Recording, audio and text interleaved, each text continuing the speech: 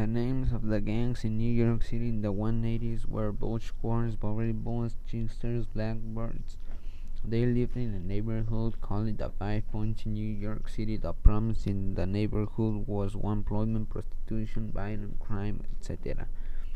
The Dead Rabbits and Bowery Boys didn't like each other. The Bowery Boys were Americans. The Dead Rabbits were Irish. They hated each other like the Norteños and Sureños.